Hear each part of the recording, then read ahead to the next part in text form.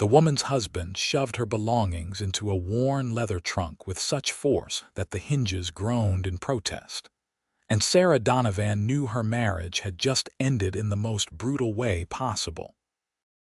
"You are nothing but a dried-up field," Marcus spat, his face twisted with contempt as he threw her mother's quilt on top of the meager pile. "What good is a wife who cannot give her husband children? My mother was right about you from the start." Sarah stood in the doorway of the small house they had shared for 3 years in Tascosa, Texas, her hands trembling at her sides. The July sun beat down mercilessly on the dusty streets of the cattle town, but she felt cold all the way through to her bones. Around them, neighbors peered through curtains and gathered in small clusters, whispering behind their hands. In 1881, a woman without a husband and without children might as well be invisible. "Please," she whispered, hating the weakness in her voice. "Marcus, we could try again." "The doctor said there is still time." "Time," he laughed, a harsh sound that made her flinch. "I have wasted 3 years on you, Sarah. 3 years of my life with nothing to show for it. My brother has 4 sons already, 4, and I have nothing because you are broken." The word struck her like a physical blow. Broken. She had heard it whispered before, seen it in the pitying glances of the women at church, felt it in the way Marcus had grown increasingly distant over the months. But hearing it said so plainly, with such venom, made something inside her crack. Marcus's mother, a severe woman with a perpetual scowl, appeared from inside the house carrying Sarah's few dresses. "The wagon is ready. I have already spoken to your father, Sarah. He does not want you back either. He says he wasted a good dowry on a defective daughter." Sarah's vision blurred with tears she refused to let fall. Her own father had rejected her. The man who had bounced her on his knee as a child, who had taught her to read from his prized Bible, wanted nothing to do with her now. "Where am I supposed to go?" The question came out barely above a whisper. Marcus shrugged, already turning away from her. "That is not my concern anymore. I have already filed the papers with Judge Harrison. By tomorrow, you will no longer be my wife. I suggest you find work somewhere, though Lord knows what use you will be to anyone." Sarah's trunk landed in the dirt street with a thud that sent up a small cloud of dust. A few coins followed, clinking against the wood. "There. That is more than generous," Marcus's mother declared. "Now leave before you bring more shame upon this family." The door slammed shut with such finality that Sarah felt her knees buckle. She sank down beside her trunk, no longer caring who saw her distress.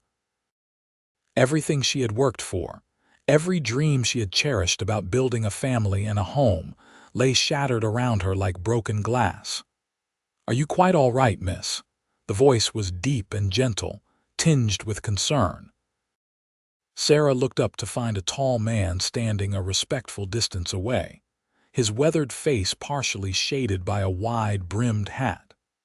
He wore the practical clothing of a working cowboy, his boots covered in the dust of the trail, and his eyes held a kindness that made her throat tighten.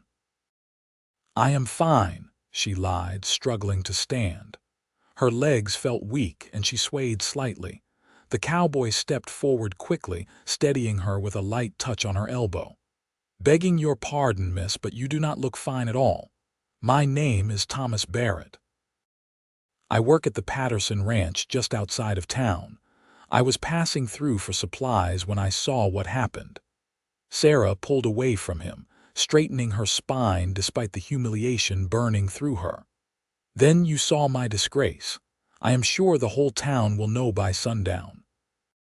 "I saw a man who does not deserve to call himself such treating a lady poorly," Thomas said firmly. "That is what I saw." She looked at him properly then, taking in the honest set of his jaw, the way his hazel eyes met hers directly without the judgment she had grown so accustomed to seeing. He appeared to be in his late 20s, perhaps 30 at most, with sun-darkened skin and calloused hands that spoke of hard work. "Thank you for your kindness, Mr. Barrett, but I need no pity. I just need to figure out where I can go." Sarah glanced down at the coins in the dirt. There were maybe $10 there, enough for a few nights at a boarding house if she was lucky, and ate sparingly. Thomas frowned, looking down the street toward the boarding house run by Mrs. Fletcher. "That establishment is full up with cattle buyers this week. I heard them talking about it at the Mercantile." Sarah's heart sank further. She had no family who would take her in, no friends close enough to impose upon, and apparently no room at the only respectable boarding house in town. The alternative was the saloon, and she would rather sleep under the stars than set foot in that place. "I see." She bent to pick up the coins, her pride warring with the reality of her situation. "Then I suppose I shall have to make other arrangements. Miss, if I might make a suggestion." Thomas waited until she nodded before continuing. "Mrs. Patterson, the owner of the ranch where I work, she has been looking for help with the household. Her daughter married and moved to Dallas last month, and she has been struggling to manage everything on her own. The pay is fair and room and board are included." "Why would you help me?" Sarah asked suspiciously. In her experience, men did not offer assistance without expecting something in return. Thomas met her gaze steadily. "Because it is the right thing to do, miss. And because I reckon you have had enough people turning their backs on you for one day." Something in his straightforward manner made her want to trust him, even as every instinct warned her to be cautious. "I do not even know if she would want to hire me. She does not know anything about me." "Mrs. Patterson is a good judge of character," Thomas assured her. "And if you can cook, clean, and manage a household, that is all she needs to know. The rest is your business." Sarah considered her options, which were essentially non-existent. She could accept this stranger's help and at least have a roof over her head while she figured out her next steps, or she could wander the streets of Tascosa hoping for a miracle that seemed unlikely to come. "I can work hard," she said quietly. "I may be barren, but I am not useless, no matter what they say." The flash of anger that crossed Thomas's face surprised her. "Any person who would judge your worth based solely on that is a fool, miss. There is more to life than bearing children, though I reckon nobody has told you that before." His words struck something deep inside her, a chord she had not even known existed. In all the months of disappointment and shame, not one person had suggested that her value might lie in something beyond her ability to produce an heir. The very idea felt revolutionary and dangerous and desperately hopeful all at once. "I will accept your offer, Mr. Barrett," Sarah said, lifting her chin. "And I will prove that I am worth the chance you are taking on me." Thomas smiled then, a genuine expression that crinkled the corners of his eyes. "I have no doubt of that, miss. Now, let me get your trunk loaded onto my wagon. I was planning to head back to the ranch within the hour." As Thomas lifted her trunk with ease and carried it toward a sturdy wagon hitched nearby, Sarah took one last look at the house that had been her home. Marcus stood in the window, watching with cold eyes. His mother appeared beside him, saying something that made him nod. Neither of them looked troubled by what they had done. Sarah turned away, following Thomas down the dusty street. She did not look back again. The ride to the Patterson ranch took nearly an hour, following a well-worn trail that wound through the flat grasslands surrounding Tascosa. Thomas drove the wagon with practiced ease, pointing out landmarks along the way. He spoke about the ranch, about Mrs. Patterson's late husband who had died 2 years prior, about the cattle and horses they raised. "How long have you worked there?" Sarah asked, grateful for the distraction from her churning thoughts. "Going on 5 years now," Thomas replied. "Mr. Patterson hired me when I was just 22, green as spring grass and twice as foolish. He taught me everything about ranching, treated me like a son. When he passed, Mrs. Patterson asked me to stay on and help run the place. She has got good instincts for the business side, but she needs help with the day-to-day operations. That must have been difficult losing him. Thomas nodded, his expression somber. It was. He was a good man. The kind who measured a person by their character rather than their circumstances. He glanced at her. I think you will like Mrs. Patterson. She has that same quality. They crested a small rise, and Sarah got her first glimpse of the ranch spread out below. The main house was a sprawling single-story structure built of adobe and wood, with a wide porch that wrapped around the front. Several outbuildings dotted the landscape, including a large barn, a stable, and what looked like a bunkhouse. Cattle grazed in distant pastures, and she could see several horses in a corral near the barn. It is beautiful, Sarah said honestly. It is a good piece of land, Thomas agreed. Mr. Patterson chose the location carefully. There is a creek that runs along the eastern boundary, never goes dry even in the worst summers. That is why the grass stays green enough to support a decent herd. As they approached the main house, a woman emerged onto the porch. She appeared to be in her middle 50s, with silver-streaked dark hair pulled back in a practical bun, and a face that showed both strength and warmth. She wore a simple calico dress and an apron, and she shaded her eyes against the sun as she watched the wagon approach. Thomas Barrett, you said you would be back before noon, and here it is nearly 2 o'clock, she called out as he pulled the wagon to a stop. Then her eyes landed on Sarah, and her expression shifted to one of curiosity. And who might this be? Thomas hopped down from the wagon and came around to help Sarah descend. Mrs. Patterson, this is Miss Sarah Donovan. I met her in town under difficult circumstances, and I remembered you mentioning that you needed help around the house. Miss Donovan is looking for work. Mrs. Patterson's sharp eyes took in Sarah's tear-stained face and the trunk in the back of the wagon. Understanding dawned in her expression, but she did not comment on it. Instead, she came down the porch steps and extended her hand. Pleased to meet you, Miss Donovan. I am Margaret Patterson. Thomas is right that I could use the help, but I like to be straight with people. The work is hard, the hours are long, and I expect honesty and dedication. In return, I pay fair wages. You will have your own room and you will be treated with respect. Does that sound agreeable to you? Sarah shook her hand, surprised by the firmness of the older woman's grip. It sounds more than agreeable, Mrs. Patterson. I can promise you hard work and honesty. I may not be perfect, but I am reliable. Perfect is boring anyway, Mrs. Patterson said with a slight smile. Come inside.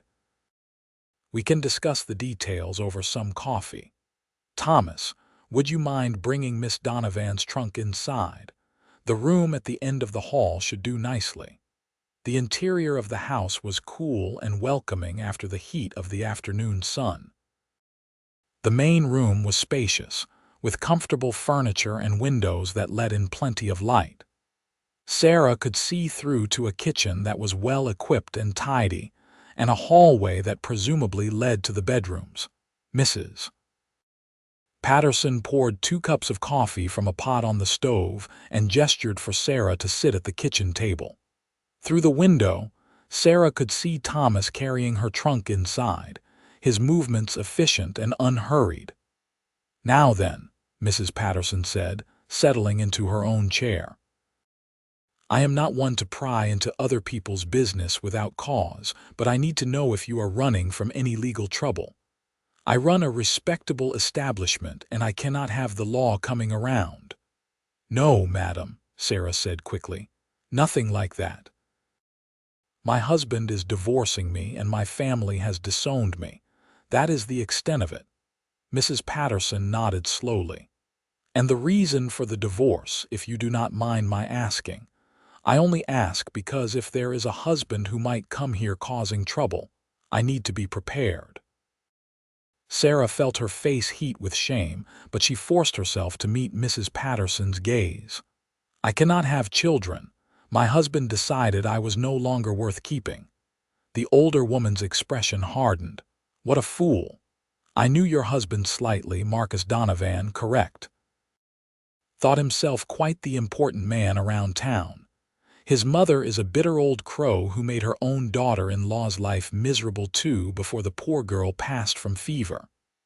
"You knew his first wife?" Sarah asked, surprised. "I did. Sweet girl named Rebecca. She had 3 miscarriages in 2 years, and the way that family treated her was shameful. When she took ill, I always wondered if she just gave up fighting because she was so worn down." Mrs. Patterson shook her head. "In my view, a man who would cast aside his wife for such a reason is no man at all. My Harold and I were never blessed with children of our own, you see. We tried for years with no success, but he never once made me feel less than whole because of it. We eventually adopted Clara, and she was the light of our lives." Sarah felt tears prick her eyes again, but this time they were tears of relief rather than despair. "I thought there was something wrong with me. Everyone said so." "There is nothing wrong with you, child. Some women bear children easily, some struggle, and some never do. That is just the way of things. It does not define your worth as a person." Mrs. Patterson reached across the table and patted Sarah's hand. "Now let us discuss the practical matters. I can offer you $30 a month plus room and board. Your duties would include helping me with cooking, cleaning, laundry, and general household management. We host cattle buyers and other business associates occasionally, so there will be times when we need to prepare for guests." "Can you cook?" "Yes, madam, I am a good cook. My mother taught me well before she passed." "Excellent. When can you start?" "Today, if you would like." Mrs. Patterson smiled. "I like your attitude, Sarah. Yes, you can start today. Let me show you to your room and you can get settled. We eat dinner at 6 o'clock sharp. The ranch hands eat in the bunkhouse usually, but Thomas joins us in the main house most evenings. He has earned that privilege. The room Mrs. Patterson showed her to was small but comfortable, with a real bed covered in a colorful quilt, a dresser, and a window that looked out toward the eastern pastures. It was more than Sarah had dared hope for. "Thank you," she said, her voice thick with emotion. "You do not know what this means to me." "I think I do," Mrs. Patterson replied gently. "We all need a fresh start sometimes, Sarah. This is yours. What you do with it is up to you." After Mrs. Patterson left, Sarah sat on the bed and let herself cry properly for the first time since Marcus had thrown her belongings into the street. She cried for her broken marriage, for the children she would never have, for the family who had turned their backs on her. But underneath the grief, there was a tiny seed of something else. Hope, perhaps, or maybe just the relief of knowing she would not be sleeping in the street tonight. A soft knock on the door interrupted her tears.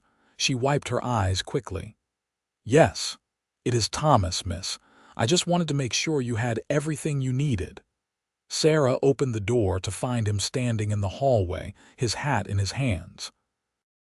"I have more than I expected to have an hour ago, Mr. Barrett. Thank you for what you did today. I will not forget it. Please just call me Thomas, and there is no need for thanks. I am glad it worked out." He hesitated, then added, "Mrs. Patterson is tough but fair. You will do well here, I think. I certainly intend to try." Thomas nodded and turned to leave, then paused. "Miss Donovan, what I said earlier about there being more to life than bearing children, I meant that. I have known plenty of women who had children and were miserable, and plenty who did not and lived full, happy lives. Do not let anyone convince you that your worth is tied to something you cannot control." Before Sarah could respond, he had tipped his hat and walked away, his boots echoing on the wooden floor. She stood in the doorway for a long moment, thinking about his words. They felt true in a way that nothing else had in a very long time. The weeks that followed developed into a rhythm that Sarah found comforting. She rose early, before the sun painted the sky pink, and helped Mrs. Patterson prepare breakfast. There was bread to bake, coffee to brew, eggs to fry, and bacon to cook. The work was constant, but satisfying in a way her life in town had never been. Mrs. Patterson proved to be an excellent teacher and a kind employer. She showed Sarah how she liked things done, but was open to suggestions and improvements. The older woman had a sharp wit and a no-nonsense attitude that Sarah came to appreciate deeply. Thomas ate breakfast with them most mornings before heading out to work with the cattle or horses. He was a man of few words, but when he spoke, it was always thoughtful and genuine. Sarah found herself looking forward to those quiet morning meals, to the comfortable silence that could exist between the three of them. One morning, about 3 weeks after Sarah's arrival, Mrs. Patterson announced that they would be hosting a cattle buyer from Kansas in 2 days' time. "Mr. Jameson is an important contact," she explained as she kneaded dough for bread. "He buys a significant portion of our herd every year. We will need to prepare a proper dinner and make sure the house is spotless. What would you like me to focus on?" Sarah asked, already mentally going through the supplies in the pantry. "I was thinking we could serve that pot roast you made last week. It was excellent, and your berry pie would make a fine dessert." Mrs. Patterson smiled. "You have quite a talent for cooking, Sarah, much better than my attempts." "You are a fine cook yourself, Mrs. Patterson." "I am adequate. You are gifted. There is a difference." Thomas, who had been quietly drinking his coffee, spoke up. "Mrs. Patterson is right. That stew you made on Tuesday was the best I have ever had." Sarah felt her face warm with pleasure at the compliment. "Thank you, Thomas. That is kind of you to say." "It is true," he said simply, meeting her eyes with that direct gaze of his. "You have a real talent." Over the following days, Sarah threw herself into preparing for Mr. Jameson's visit. She cleaned every corner of the house until it gleamed, polished the good silver that Mrs. Patterson brought out for special occasions, and planned a menu that would showcase her skills without being too elaborate. The evening of the dinner, Sarah was in the kitchen putting the finishing touches on the pot roast when Thomas appeared, dressed in clothes she had not seen before. Instead of his usual work attire, he wore dark trousers and a clean white shirt that made his tanned skin seem even darker by contrast. His hair was neatly combed and he had recently shaved. "You clean up well," Sarah said before she could stop herself, then felt her face flush. Thomas grinned, a rare full smile that transformed his usually serious face. "I could say the same about you, Sarah. That dress is very becoming." Sarah glanced down at the blue calico dress Mrs. Patterson had insisted she have made in town the previous week. It was the finest thing she had owned in years, with delicate buttons and lace at the collar. Mrs. Patterson had said it was a gift, but Sarah suspected it had been deducted from her wages. Either way, she treasured it. "Thank you," she said quietly. Mr. Jameson arrived promptly at 6 o'clock, a portly man in his 50s with mutton chops and a booming laugh. He greeted Mrs. Patterson warmly and shook hands with Thomas like an old friend. When he was introduced to Sarah, he bowed slightly. "Pleased to meet you, Miss Donovan. Margaret mentioned in her letter that she had hired some help. Running a ranch this size is not easy work." "It is my pleasure, sir," Sarah replied politely. The dinner went smoothly. Mr. Jameson praised every dish effusively, and the business talk between him and Mrs. Patterson seemed to go well. Sarah served the meal and then retreated to the kitchen to clean up, wanting to give them privacy for their negotiations. She was washing dishes when Thomas appeared with a stack of plates. "Here, let me help." "You do not have to do that. You should be in there with them discussing business. Mrs. Patterson and Mr. Jameson have been doing business together for 15 years. They do not need me for the final negotiations. Thomas set the plates down and picked up a dish towel. Besides, it is not fair to leave you with all this work when you did all the cooking too. They worked in companionable silence for a while, Sarah washing and Thomas drying. Through the doorway, they could hear Mrs. Patterson and Mr. Jameson laughing about something. "You did an excellent job tonight," Thomas said. "Mr. Jameson is a hard man to impress, but you managed it." "I just cooked dinner." "You did more than that. You made him feel welcome and comfortable, which is just as important as the quality of the food." Thomas set down a dried plate and turned to look at her. "You have really found your place here, Sarah. I am glad it has worked out." "So am I," she admitted. "For the first time in years, I feel like I am good at something, like I have value beyond what I cannot provide." "You always had value. You are just in a place now where people recognize it." Sarah met his eyes and felt something shift between them, some subtle change in the air that made her heart beat faster. Thomas must have felt it too because he cleared his throat and looked away, picking up another plate to dry. "Sarah," he began, then paused. "I hope this is not too forward of me, but I was wondering if you might like to go riding sometime, just to see more of the ranch. It is beautiful country, and you have barely left the house since you arrived." "I would like that," Sarah said, surprised by how much she meant it. "I have not been on a horse in years, but I used to enjoy it as a girl. Tomorrow is Sunday. We could go in the afternoon if you would like." "That sounds perfect." The next afternoon, Thomas saddled 2 horses, a gentle mare named Daisy for Sarah and his own gelding, a striking bay called Scout. Sarah felt awkward at first, her muscles remembering movements she had not used in years, but Thomas was patient and encouraging. "You are doing fine," he assured her as they started out at a slow walk. "Just relax and let Daisy do most of the work. She knows these trails better than either of us." They rode east toward the creek Thomas had mentioned on Sarah's first day at the ranch. The late August sun was warm but not oppressive, and a breeze carried the scent of prairie grass and wildflowers. The landscape stretched out endlessly in all directions, a sea of golden grass punctuated by occasional stands of cottonwood trees. "It is so peaceful out here," Sarah said as they stopped to let the horses drink from the creek. "In town, there was always noise, always people watching and judging." "That is one of the reasons I prefer ranch life," Thomas agreed, dismounting and coming to help Sarah down. His hands were steady on her waist, and he did not let go until he was sure she had her balance. "Out here, a person can breathe." They walked along the creek bank, leading the horses behind them.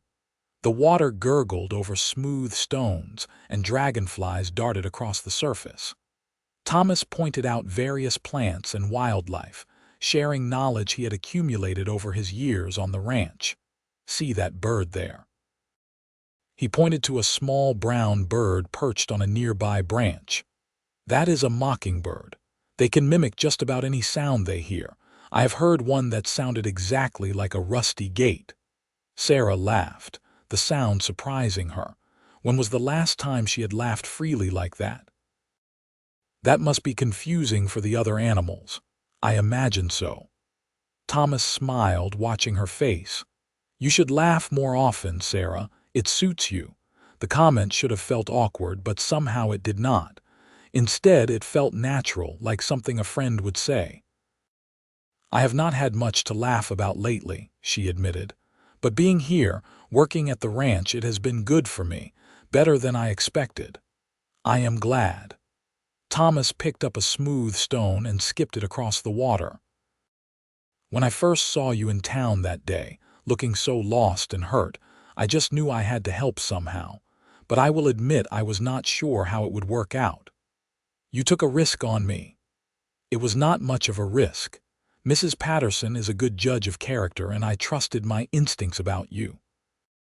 He glanced at her. "Those instincts have proven correct." They continued walking, talking about everything and nothing. Thomas told her about growing up on a small farm in Kansas, about how he had left home at 19 to seek his fortune and ended up working cattle drives. Sarah found herself sharing stories from her childhood, memories of her mother teaching her to cook and her father reading to her from his books. "He was disappointed when I married Marcus," she confessed. "He did not think Marcus was the right match for me, but I was stubborn. I thought I knew better." "We all make choices we regret," Thomas said gently. "The important thing is learning from them."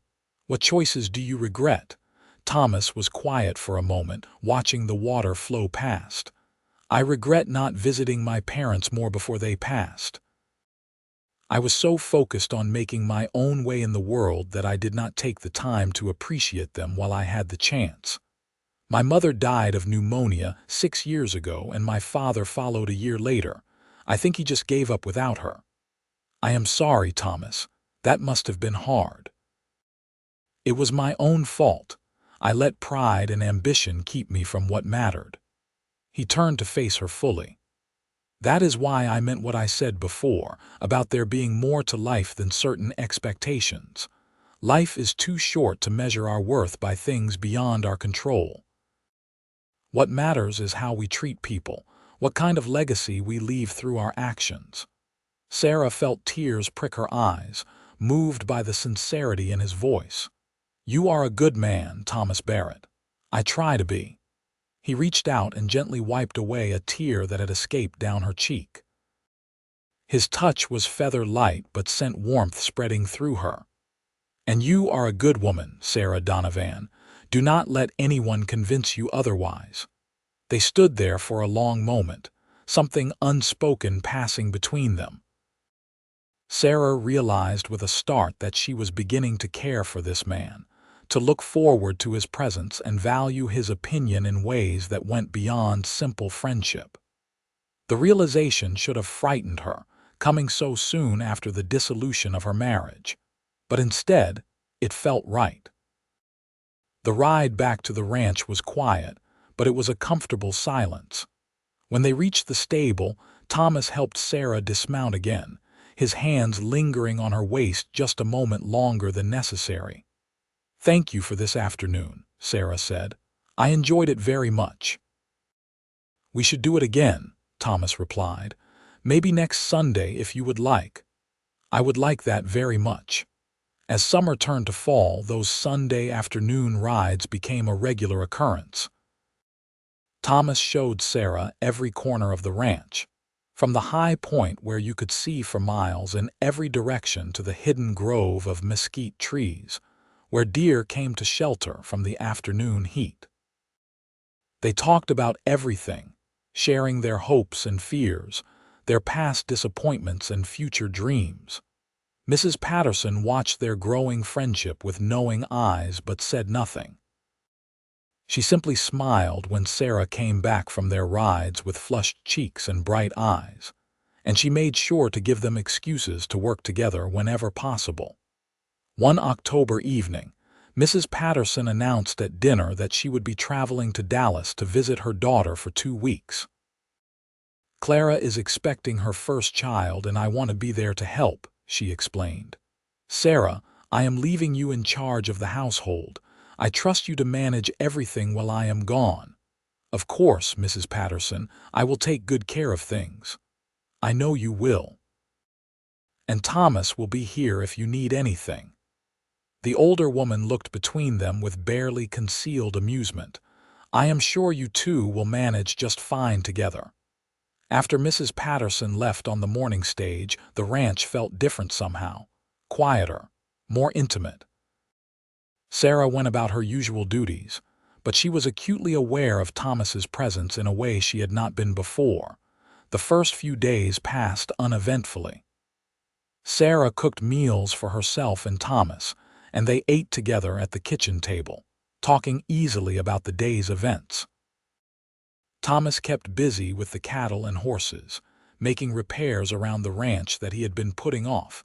On the fourth evening, a storm rolled in just as Sarah was preparing dinner. Dark clouds gathered on the western horizon, and the wind picked up, sending tumbleweeds skittering across the yard. By the time Thomas came in from checking on the animals, the first fat raindrops were starting to fall. "It is going to be a big one," he said, shaking water from his hat. "I made sure all the animals are secure. We should be fine here in the house." Sarah had just finished setting the table when the full force of the storm hit.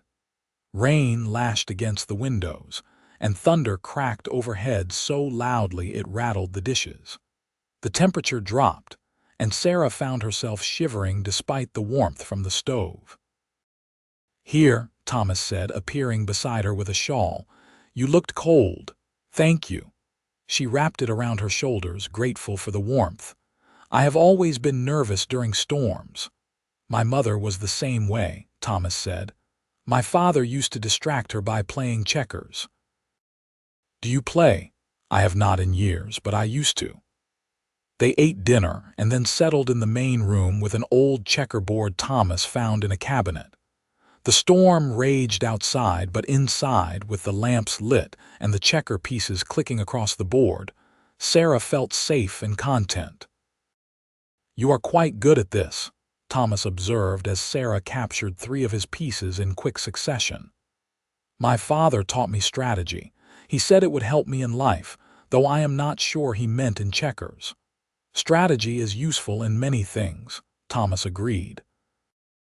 He studied the board for a moment, then made his move. "Sarah, can I ask you something personal?" "Of course." "Do you ever miss your husband? I mean, despite everything that happened, you were married to him for 3 years. That must count for something." Sarah considered the question carefully. "I miss the idea of what I thought my marriage would be. I miss the hope I had when I first married him, the dreams of building a life together. But do I miss Marcus himself? No. I realized after I came here that I was never truly happy with him. He always made me feel like I was not enough, like I had to constantly prove my worth. That is no way to live." "No, it is not," Thomas agreed quietly. "A good marriage should lift both people up, not tear them down." "Did you ever come close to marrying?" Sarah asked, curious. Thomas nodded slowly. "Once, when I was younger. Her name was Elizabeth. We were engaged, but she decided she wanted a different life than what I could offer. She married a banker and moved to St. Louis. I was hurt at the time, but looking back, I can see we were not right for each other. She wanted fancy things and city life. I wanted land and open sky. Do you still think about her?" "Not in years," Thomas said, and the honesty in his voice was clear. "I realized that what I felt for her was not real love. It was just what I thought I was supposed to feel." He looked up from the checkerboard, his hazel eyes meeting Sarah's. "I think real love is different. It is finding someone who sees you for who you truly are and values that person. It is building something together based on mutual respect and genuine affection." Sarah's heart was pounding now. "That sounds like a rare thing." "Maybe not as rare as we think. Maybe we just have to be open to recognizing it when it comes along." Thomas reached across the board and gently took her hand. "Sarah, these past months, getting to know you, seeing your strength and kindness, the way you have rebuilt your life from nothing, I have come to care for you, deeply." "Thomas," she whispered, her throat tight with emotion. "I know it has not been long since your divorce. I know you might not be ready for this, but I wanted you to know how I feel. You are not broken, Sarah. You are one of the strongest, most capable women I have ever met. Being barren does not define you. Your worth lies in your character, your kindness, your talents, and your spirit." Tears were streaming down Sarah's face now. "I care for you too, so much that it frightens me.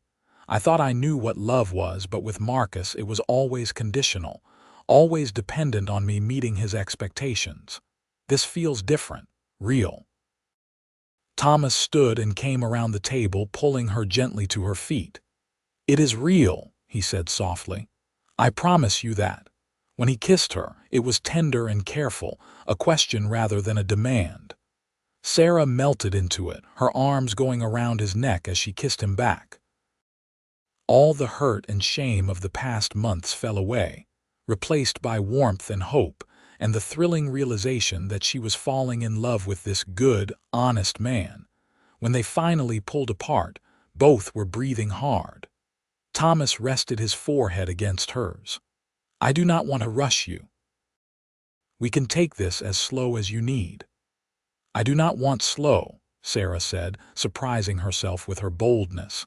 "I have wasted enough time being afraid. You make me feel alive, Thomas, like I am finally the person I was always meant to be." They stood there holding each other as the storm raged outside, and Sarah felt something settle deep in her soul. This was right. This was what love was supposed to feel like.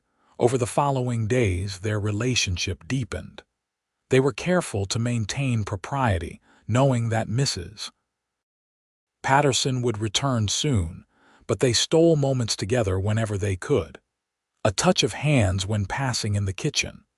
A stolen kiss in the barn when Thomas came in to help Sarah collect eggs. Long conversations in the evening after the work was done. When Mrs.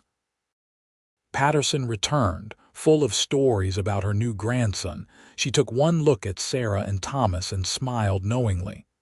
"Well, I can see you two manage just fine without me." Sarah felt her face flush. "Mrs. Patterson, I hope you do not think that anything inappropriate happened while you were gone. I think that two people who care for each other found the courage to acknowledge their feelings," Mrs. Patterson said kindly, "and I could not be happier about it. Thomas is a good man, and you are a wonderful woman, Sarah. You deserve happiness together." "You approve?" Thomas asked, clearly relieved. "Approve? I was hoping this would happen from the moment I met Sarah." Mrs. Patterson laughed. "Now, are you two planning to court properly, or are you going to dance around each other for the next year?" Thomas looked at Sarah, his expression hopeful. "I would very much like to court you properly, Miss Donovan, with the intention of marriage if you will have me eventually." Sarah felt joy burst through her like sunshine after a storm. "Yes, Thomas, I would like that very much." The winter months passed in a blur of happiness. Thomas courted Sarah with old-fashioned propriety, bringing her wildflowers he found on the range and carving her a beautiful wooden box for her precious belongings. They attended church together in Tascosa, and Sarah held her head high despite the stares and whispers. Let them talk. She had found something real, something worth far more than their small-minded judgment. Marcus and his mother glared when they saw Sarah and Thomas together, but they said nothing. Sarah heard through town gossip that Marcus was courting the daughter of a wealthy merchant, a girl barely 18 who looked terrified every time Sarah glimpsed her. Sarah felt a pang of pity for the girl, but knew there was nothing she could do. In February, Thomas asked Sarah to marry him properly. They were sitting on the porch of the ranch house, wrapped in blankets against the cold, watching the sun set over the prairie. He produced a simple gold band that had belonged to his mother. "It is not fancy," he said, somewhat apologetically. "But it was hers, and she would have loved you." "It is perfect," Sarah whispered, tears flowing freely as he slipped it onto her finger. "You are perfect." "I am far from perfect," Thomas said with a smile, "but I promise I will spend every day trying to be the husband you deserve. I will never make you feel less than whole. I will never judge your worth by anything other than who you are, and I will love you, Sarah, until my last breath." "Yes," she said, laughing and crying at the same time. "Yes, I will marry you, Thomas Barrett." They were married in April with Mrs. Patterson standing as witness, and a small gathering of ranch hands and friends from town. The ceremony was simple. held in the same church where Sarah had endured so many pitying looks, but this time she walked down the aisle with her head held high and joy in her heart. Reverend Mitchell, who had witnessed Sarah's humiliation, seemed genuinely pleased to officiate her new marriage. "It does my heart good to see you happy, Sarah," he told her privately before the ceremony. "I always thought Marcus Donovan was a fool. Thomas is a fine man." When Thomas said his vows, his voice was steady and sure. "I take you, Sarah Donovan, to be my wife. I promise to honor and respect you, to support your dreams, and to remind you every day of your immeasurable worth. You are my partner, my love, and my dearest friend." Sarah's own vows were equally heartfelt. "I take you, Thomas Barrett, to be my husband. You saved me when I was lost and showed me that my value does not depend on others' expectations. You gave me hope when I thought all hope was gone. I promise to love you, honor you, and stand beside you through whatever life brings us." When Thomas kissed her as his wife, Sarah felt complete in a way she never had before. This was what marriage was supposed to be, a partnership built on mutual respect, genuine affection, and unconditional acceptance. Mrs. Patterson threw them a celebration dinner at the ranch, and even some of the townsfolk who had shunned Sarah came to offer their congratulations. Sarah received them graciously, but held no illusions about their change of heart. They approved now because she was married to a respected man, not because they had recognized their own cruelty. Thomas and Sarah moved into a small house on the Patterson property, a cozy two-room cabin that had once belonged to the ranch foreman. It was not large, but it was theirs, and they made it a home. Sarah hung curtains she sewed herself, and arranged their few possessions with care, while Thomas built her a proper kitchen workspace and shelves for the books they both loved. Life settled into a new rhythm, one marked by joy and partnership. Sarah continued to help Mrs. Patterson with the household when needed, but she also helped Thomas with ranch work, learning to rope and brand cattle, to doctor sick animals, and to manage the books. Thomas, in turn, learned to appreciate Sarah's cooking and helped her start a small vegetable garden near their cabin. They talked often about children, or rather, the lack thereof. It was a conversation that needed to happen, one they both knew could not be avoided. "I need you to know," Sarah said one evening as they sat together on their porch, "that I truly cannot give you children. The doctor in town examined me thoroughly before I married Marcus. He said there is scarring from a fever I had as a girl. I will never conceive." Thomas took her hand, his thumb tracing circles on her palm. "Sarah, I knew that when I asked you to marry me. It does not change how I feel about you. But do you not want children? I would understand if you did. Would I like to have children? Sure, if it were possible, but it is not necessary for my happiness. You are necessary for my happiness." He turned to face her fully. "Sarah, there are many ways to build a family if that is something we want to pursue someday. But even if we never have children, you and I together are enough. We are a family." Sarah felt the last knot of fear in her chest loosen. "I love you so much. I love you too, always." In their second year of marriage, an unexpected opportunity arose. Reverend Mitchell appeared at their cabin one spring morning with a young girl of about 8 years old. The child was painfully thin, with tangled dark hair and wary eyes that spoke of hard experiences. "Sarah Thomas, this is Emily," the Reverend said. "Her parents died of cholera last month, and she has no family willing to take her in. I have been trying to find her a good home, and I immediately thought of you too." Emily stared at her feet, clearly expecting rejection. Sarah's heart broke looking at her. "Hello, Emily," Sarah said gently, crouching down to the girl's level. "My name is Sarah, and this is my husband, Thomas. Would you like some cookies? I baked them this morning." The girl's eyes widened slightly at the mention of cookies, and she nodded hesitantly. They invited them inside, and while Emily ate cookies and drank milk with an urgency that spoke of frequent hunger, Reverend Mitchell explained the situation more fully. Emily's parents had been farmers who lost everything in a drought. They had moved to Tascosa hoping for work, but found only illness and death.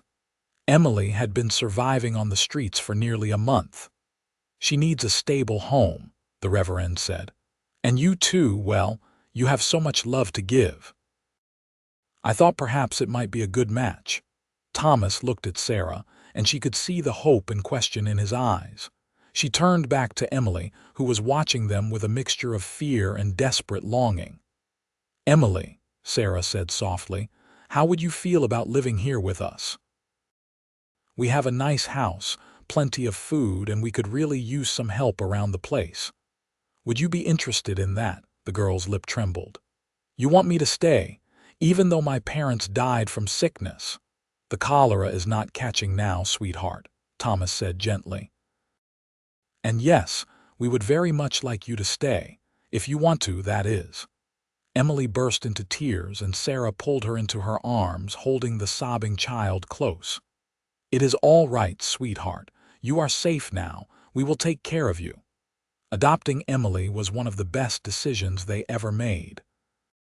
The girl was initially shy and skittish, flinching at loud noises and hoarding food in her room as if afraid it would disappear.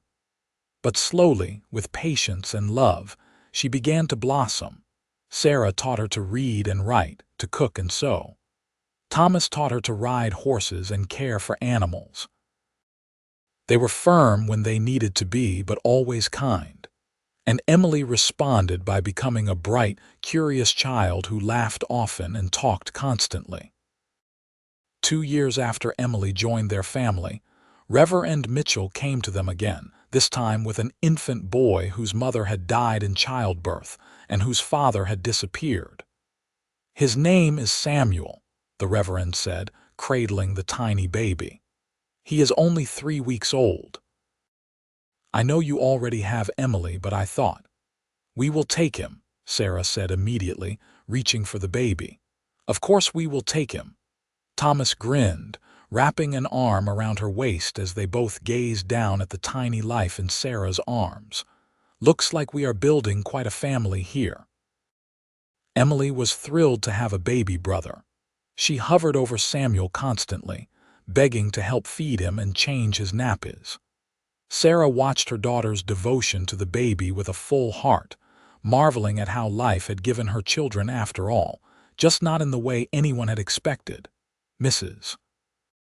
Patterson was delighted with the additions to their family. "I knew you two would make wonderful parents," she declared, bouncing Samuel on her knee while Emily showed her a drawing she had made. "These children are blessed to have you." The years that followed were full of joy and challenges. Emily grew into a confident young woman with a quick mind and a kind heart. She helped Sarah manage the household and showed an interest in becoming a teacher. Samuel was a rambunctious boy who followed Thomas everywhere, learning ranch work and dreaming of becoming a cowboy like his father. When Emily was 16, she came home from school with news that she had been offered a position as an assistant teacher in the new schoolhouse being built in Tascosa. "I know I am young," she said nervously, "but teacher says I have a real talent for explaining things and they need the help." "We are so proud of you," Sarah said, hugging her daughter tightly. "You will be a wonderful teacher." Thomas nodded approvingly. "You have worked hard for this, Emily. You deserve it." One evening, as Sarah and Thomas sat on their porch watching the sunset, Sarah reflected on the unexpected journey that had brought them to this point. "Do you ever think about how different things could have been?" she asked. "Sometimes," Thomas admitted. "If I had not been in town that day, if I had not stopped to help you, if you had not had the courage to accept my offer, so many things could have gone differently." "I was at my lowest point that day," Sarah said quietly. "I thought my life was over. I felt worthless and broken beyond repair. And look at you now. Thomas squeezed her hand. You are a wonderful wife, a loving mother, a valued member of this community. You have built a beautiful life, Sarah. You should be proud. We built it together, she corrected. You showed me that my worth was not tied to my ability to bear children. You gave me the space to discover who I really was and what I was capable of. You always had that strength in you. I just helped you see it. Sarah leaned against his shoulder, contentment settling over her like a warm blanket. Do you have any regrets? Not a single one, Thomas said firmly. This life with you, with our children, it is everything I could have wanted and more. We may not have started a family in the traditional way, but what we have is real and beautiful and ours. When Sarah was 35 and Thomas was 38, they received word that Mrs. Patterson had fallen ill. The older woman had been slowing down for months, and though she tried to maintain her usual energy, it was clear that age was catching up with her. Sarah spent every day at Mrs. Patterson's bedside, cooking her favorite foods and reading to her when she was strong enough to listen. Thomas made sure the ranch continued to run smoothly, knowing it was what Mrs. Patterson would want. You have been like a daughter to me, Mrs. Patterson told Sarah one afternoon, her voice weak but sincere. When you first came here, so hurt and lost, I saw in you a kindred spirit. A woman who had been judged unfairly by a world that did not appreciate her worth. You saved my life, Sarah said, tears streaming down her face. You and Thomas both. You gave me a chance when no one else would. You saved yourself, dear. Thomas and I just gave you the space to do it, Mrs. Patterson smiled. Promise me you will keep the ranch going. It has been in my family for so long, and I want it to stay with people who love it. We promise, Thomas said from the doorway. We will honor your legacy, Mrs. Patterson. Margaret Patterson died peacefully in her sleep a week later, surrounded by people who loved her. At her funeral, the church was packed with ranchers, cowboys, and townspeople who had respected her fierce independence and fair dealing. To Sarah and Thomas's surprise, Mrs. Patterson had left them the ranch in her will. You have already been running it for years, her lawyer explained. She wanted it to go to people who would care for it properly, who understood its value beyond mere profit. She thought of you as family. Standing on the porch of the main house that night, looking out over the land that was now theirs, Sarah felt the weight of responsibility and gratitude. She gave us so much, she said softly. She did, Thomas agreed, and we will make her proud. We will build on what she created and pass it down to Emily and Samuel someday. They did exactly that. Under their stewardship, the Patterson Ranch thrived. They raised quality cattle, bred strong horses, and treated their workers fairly, earning respect throughout the region. Emily did become a teacher, beloved by her students and eventually marrying a kind young lawyer from Dallas. Samuel grew into a skilled rancher who took over much of the day-to-day operations as Thomas and Sarah got older. On their 20th wedding anniversary, Thomas surprised Sarah with a trip to Santa Fe, something they had talked about for years but never done. They left the ranch in Samuel's capable hands and took the train west, marveling at the mountains and the beautiful city with its adobe buildings and vibrant culture. This is wonderful, Sarah said as they walked through the plaza, arm in arm. I cannot remember the last time we did something just for ourselves. You deserve it, Thomas said. You deserve all the happiness in the world, Sarah. You have given me 20 years of the best life a man could ask for. We gave each other that life, Sarah corrected. It was always a partnership. That night in their hotel room, they made love with the tender familiarity of two people who knew each other completely. Afterwards, lying in Thomas's arms, Sarah reflected on how far she had come from that devastated woman standing in the street with her belongings in a trunk. "What are you thinking about?" Thomas asked, stroking her hair. "About that day we met. How terrified and hopeless I felt. How I thought my life was ending when really it was just beginning." She looked up at him. "You told me there was more to life than bearing children, and you were right. There is love and partnership, purpose and family, contribution and legacy. We built all of that together." "We did," Thomas agreed. "And we are not done yet. We still have years ahead of us, years to watch our children grow and build their own families, years to enjoy this life we have created." Sarah smiled, kissing him softly. "I look forward to every moment." When Samuel was 25, he married a spirited young woman named Mary who had grown up on a neighboring ranch. A year later, they gave Sarah and Thomas their first grandchild, a red-faced, squalling baby boy they named Harold, after Mrs. Patterson's late husband. Holding her grandson for the first time, Sarah felt tears of joy streaming down her face. "He is perfect," she whispered. "He is," Thomas agreed, his own eyes suspiciously bright. "And he is lucky to have you as his grandmother." "We are the lucky ones," Sarah said. Who would have thought that a barren woman abandoned in the street would end up with such a full, rich family? "Anyone who truly saw you would have known," Thomas said firmly. "Your capacity for love was always there, Sarah. It just needed the right circumstances to flourish." Emily eventually had 3 children of her own, filling their lives with even more chaos and joy.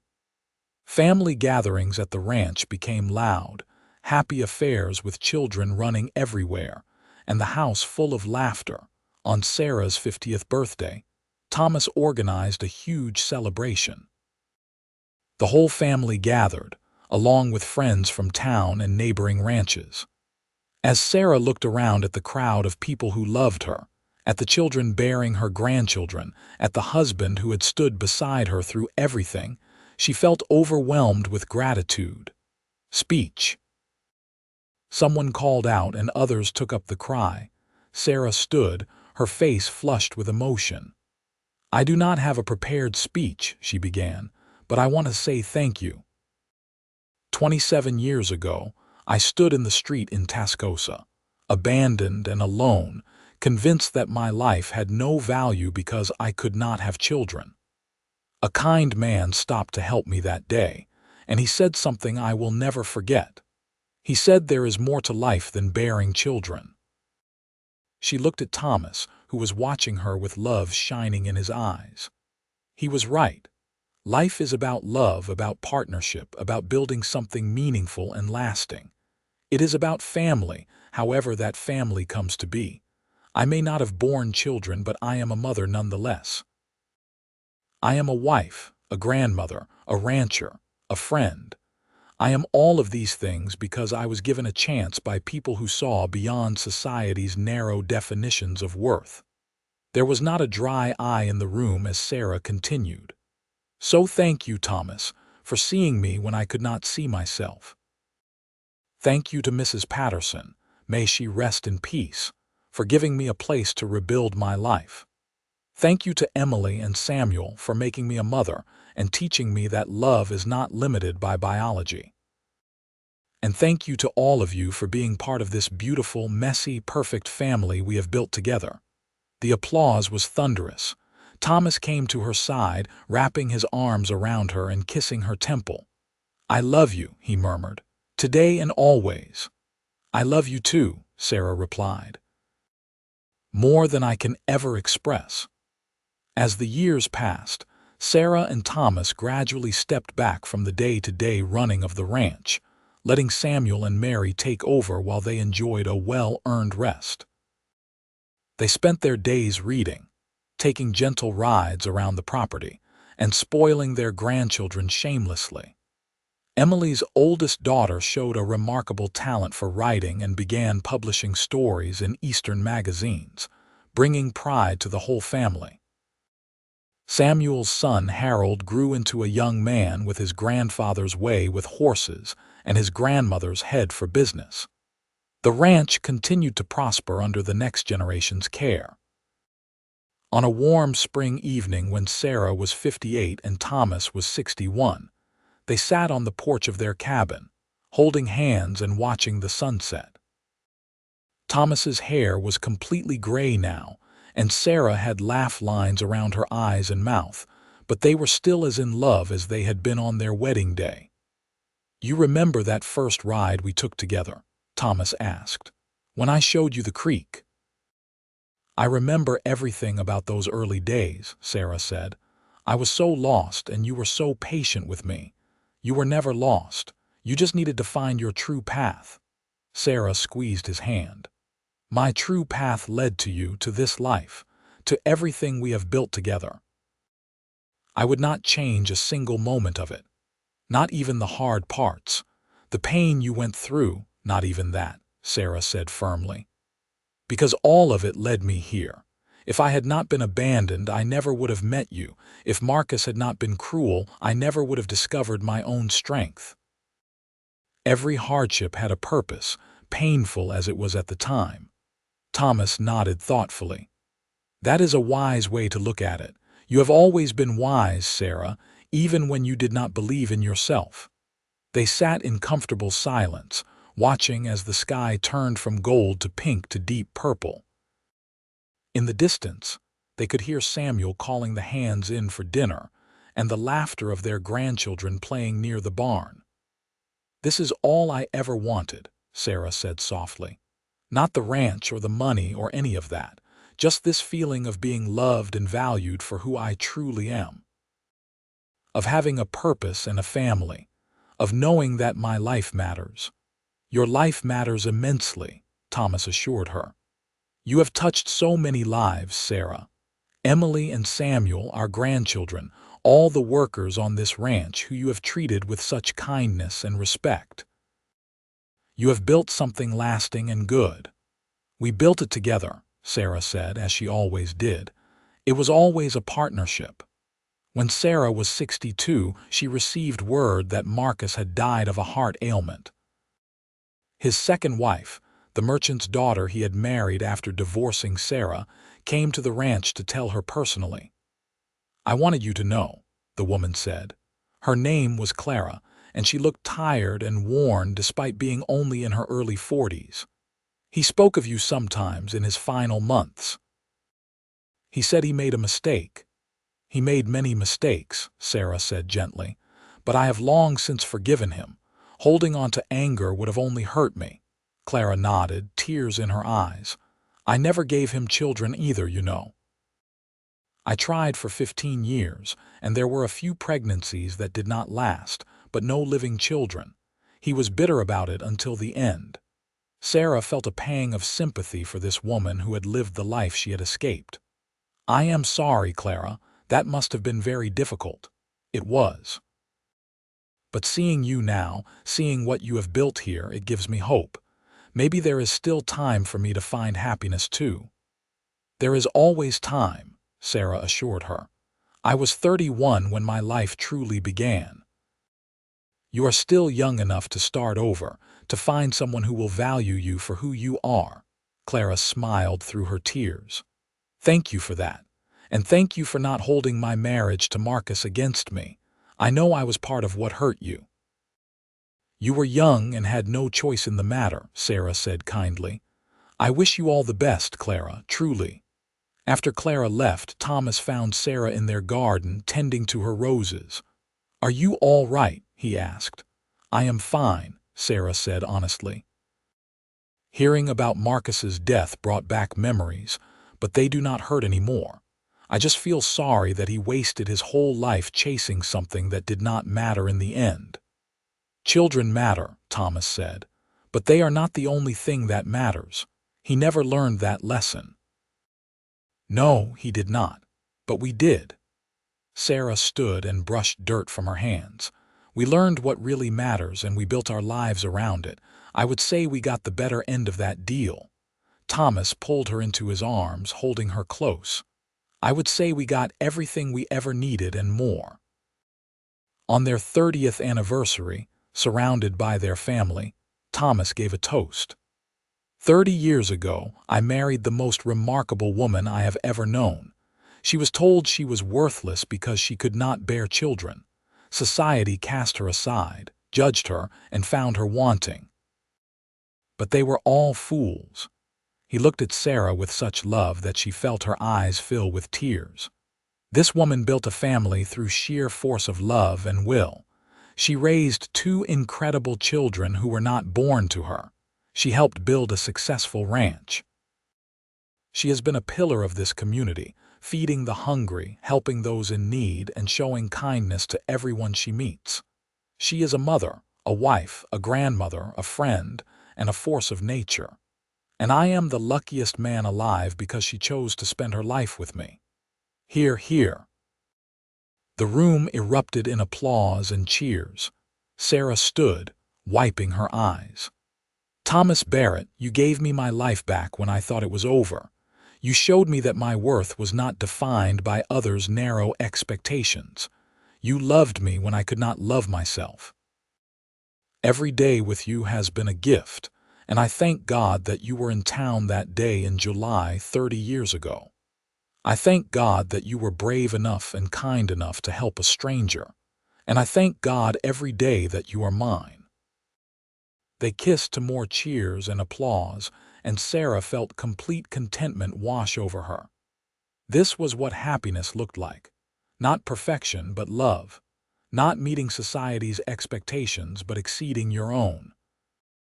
As they grew older, Thomas and Sarah remained devoted to each other and to their family. They watched their grandchildren grow and begin having children of their own. The ranch continued to thrive under Samuel's management, and Emily's children all went on to successful careers. When Sarah was 68 and Thomas was 71, he fell ill with pneumonia during a harsh winter. Sarah nursed him through it with fierce determination, refusing to let the sickness take him from her. "You cannot leave me yet," she told him during one long night when his fever was dangerously high. "We still have so much life to live together, so many more sunsets to watch, so many more grandchildren to spoil. You promised me forever, Thomas Barrett, and I am holding you to that promise." Thomas recovered slowly, and Sarah knew it was as much due to sheer stubbornness as medical care. When he was finally strong enough to sit up and take solid food, he caught her hand and kissed it gently. "You saved my life," he said. "You saved mine first," Sarah replied. "I was just returning the favor." They had 10 more good years together after that, years filled with love and laughter and the joy of watching their family grow and flourish. Thomas remained strong and active well into his 80s, still taking gentle rides around the ranch and helping Samuel with advice when asked.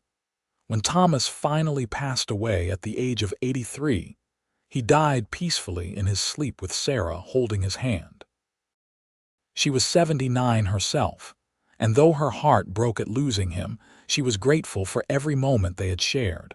At his funeral, the church was packed with people whose lives he had touched.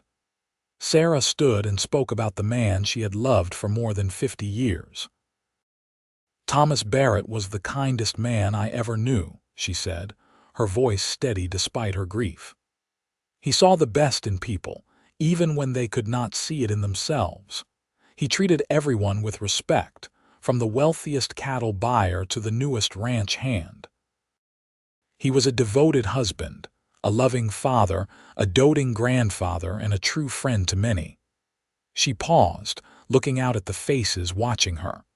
"But most of all, he understood what really matters in life. Not wealth or status or meeting society's expectations, but love, kindness, and building something meaningful with the people you care about. He lived those values every single day, and the world is a better place for having had him in it."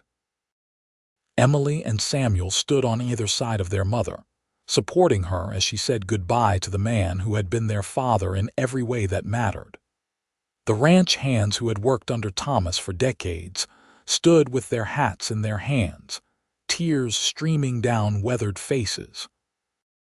Sarah lived for 5 more years after Thomas's death. She moved into the main house with Samuel and Mary, spending her days reading, working in her garden, and telling stories to her great-grandchildren about the man she had loved and the life they had built together. One spring afternoon, sitting on the porch with her youngest great-granddaughter on her lap, Sarah told the story of how she had met Thomas one more time. "He told me there was more to life than bearing children," she said, "and he was right. Life is about love and kindness and building something that lasts beyond yourself. It is about choosing to see your own worth even when others do not. And it is about finding someone who sees you truly and loves you completely." The little girl looked up at her with wide eyes. "Were you happy, great-grandma?" "I was very happy, sweetheart. I lived a full, rich life surrounded by people I loved. And when my time comes to join your great-grandfather, I will go with no regrets, knowing I made the most of every day I was given." Sarah Donovan Barrett died peacefully in her sleep at the age of 84, surrounded by the family she had built through love rather than biology. At her funeral, the church was overflowing with people who had known her kindness, her strength, and her generous spirit. Emily spoke first, her voice strong despite her tears. "My mother saved me. I was a starving orphan with no hope, and she took me in and gave me everything. She taught me to read and write, to cook and sew, to stand up for myself and pursue my dreams. She loved me as fiercely as any mother could love a child, and I am who I am today because of her." Samuel spoke next, holding his own son's hand. "Ma showed me what it means to be a good person. She taught me that family is not just about blood, but about love and commitment. She and Pa built something lasting here, something we are proud to carry forward. Every day, I try to live up to the example she set." Person after person stood to share stories of Sarah's kindness. The ranch hand she had nursed through a fever. The widow she had helped when the woman's husband died. The children she had taught to read when they could not attend school. The countless meals she had provided to those in need. "She was told she was worthless," the new Reverend Miller said in his eulogy. "Discarded by a society that measured a woman's value in the narrowest possible terms. But Sarah Donovan Barrett proved them all wrong. She lived a life of immense value, touching countless others with her kindness and strength. She built a family, not through biology, but through the power of love. And she left a legacy that will endure for generations." Sarah was buried next to Thomas on a hill overlooking the ranch, under a cottonwood tree they had planted together 40 years earlier. The grave marker read, "Sarah Donovan Barrett, beloved wife, mother, grandmother, and friend." She proved that worth is measured by love, not circumstance. The ranch continued to thrive under Samuel's care, and eventually under Harold's, and then Harold's son after that. Each generation remembered the story of Sarah and Thomas, of how they had met and fallen in love, of how they had built something beautiful from nothing. Emily's great-granddaughter became a doctor, inspired by stories of Sarah's kindness in caring for the sick. Samuel's great-grandson became a teacher, carrying on the tradition of education that Sarah had valued so highly. The family grew and spread, but they all carried with them the lessons Sarah and Thomas had taught through their example. Years later, when the town of Tascosa was fading and the ranch was being run by the fourth generation of Samuel's line, a young woman came to visit. She was a historian researching the early days of the Texas Panhandle, and she had heard stories about Sarah Donovan Barrett. "She was quite remarkable," the current owner of the ranch told the historian. "My great-great-grandmother. She was abandoned by her first husband for being barren, but she went on to raise 2 adopted children and help build this ranch into what it is today. Her story has been passed down in our family for generations." "What made her so special?" the historian asked. The ranch owner smiled. "She refused to let others define her worth." When society said she was useless because she could not bear children, she proved them wrong by living a life full of love and purpose. She and my great-great-grandfather showed everyone that there is more to life than meeting narrow expectations. They built a legacy based on love, hard work, and treating people with dignity. The historian wrote down Sarah's story, ensuring it would be preserved for future generations. She included it in her book about pioneering women of the West, women who had overcome incredible obstacles to build new lives. But the real legacy of Sarah and Thomas was not in books or records. It was in the family they had built, in the values they had passed down, in the ranch that still stood as a testament to their hard work and dedication. It was in the lives they had touched and the kindness they had shown. Sarah Donovan had been told she was worthless, broken, less than a whole woman. But Thomas Barrett had seen the truth, the strength and kindness and capability that defined who she really was. Together, they had built a life that proved love is stronger than biology, that family is about choice as much as blood, and that worth is measured by character, not circumstance. Their story became a legend in that part of Texas, passed down through generations as an example of true love and resilience. And though Sarah and Thomas were long gone, their influence lived on in every descendant who learned to measure their worth by who they were, rather than what others expected them to be. The ranch still stood, the land they had cared for still flourished, and the family they had built through love rather than biology continued to grow and thrive. It was exactly the legacy they would have wanted, proof that a life well lived ripples forward through time, touching people who would never know your name but who benefit from the choices you made and the love you shared. Sarah Donovan Barrett had started as a woman abandoned in the street, told she was worthless. She ended as a matriarch whose love and strength shaped generations. And it all began with a cowboy who stopped to help, who saw her worth when others did not, and who said the words that changed her life forever, that there is more to life than bearing children. He had been right, and together they had proved it beyond all doubt.